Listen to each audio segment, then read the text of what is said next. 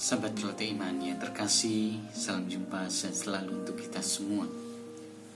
Pada Celoteh Iman kali ini saya mengajak kita kembali belajar bersama Santo Yusuf. Terlebih dalam surat apostolik Papa Paus yang mencanangkan tahun 2020-2021 sebagai tahun Santo Yusuf, pelindung gereja semesta.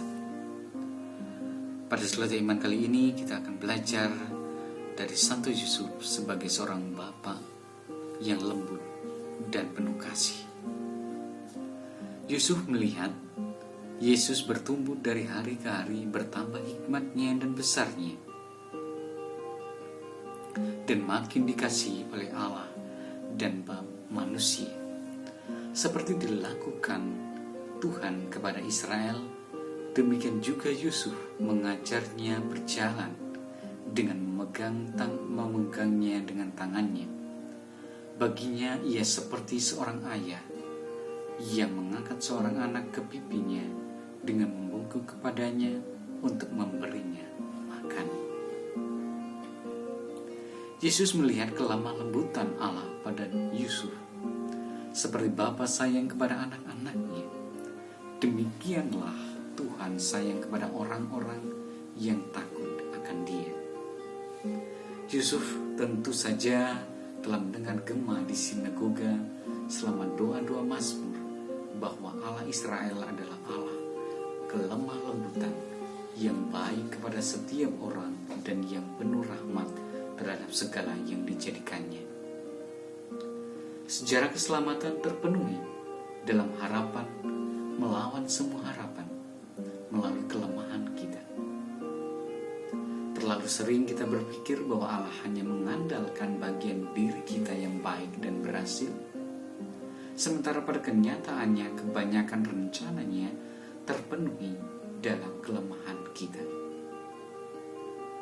Dan meskipun seperti itu adanya, maka inilah yang membuat Santo Paulus mengatakan, dan supaya aku jangan meninggikan diri karena pernyataan-pernyataan yang luar biasa itu, maka aku diberi suatu duri di dalam dagingku, yaitu seorang utusan iblis untuk memocok aku, supaya aku jangan meninggikan diri.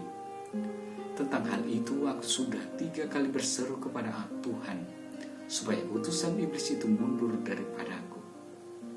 Tetapi jawab Tuhan kepadaku, cukuplah kasih karuniaku bagimu, sebab justru dalam kelemahanlah kuasaku menjadi sempurna.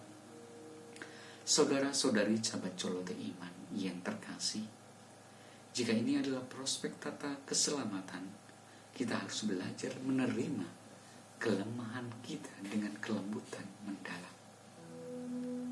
Si jahat menyebabkan kita memandang keraguan kita dengan penilaian negatif, sementara Roh meneranginya dengan kelemah lembutan.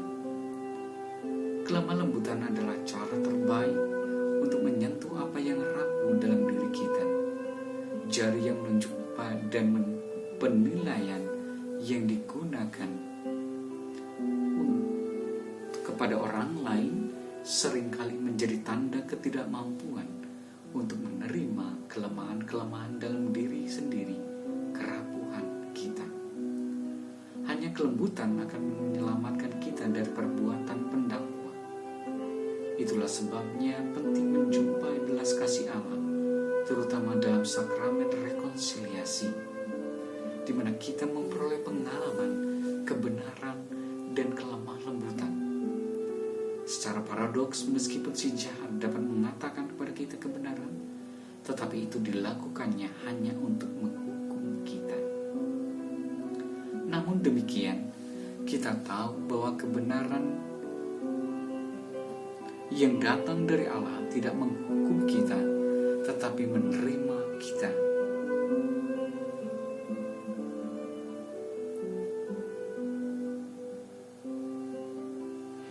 Namun demikian kita tahu bahwa kebenaran yang datang dari Allah tidak menghukum kita, tetapi menerima kita, mendukung kita, mengampuni kita. Kebenaran selalu menghadirkan dirinya kepada kita sebagai Bapa yang penuh kerahiman. seperti dalam perumpamaan Yesus datang untuk menjumpai kita, memulihkan martabat kita, membuat kita kembali berdiri tegak dan bersukacita bagi kita dengan motivasi bahwa sebab anakku ini telah mati dan menjadi hidup kembali, ia telah hilang dan didapat kembali. Saudara-saudariku, sahabat keluarga iman yang terkasih, bahkan melalui kecemasan Yusuf terjadilah kehendak Allah, sejarahnya dan rencananya. Yusuf mengajar kita bahwa memiliki iman kepada Tuhan juga mencakup kepercayaan bahwa Dia juga dapat bekerja melalui ketakutan kita, melalui kerapuhan kita, kelemahan kita. Dan itu mengajarkan kita bahwa di tengah prahara kehidupan kita, secara khusus di situasi pandemi yang sungguh memprihatinkan dan membuat kita harus selalu berjaga-jaga.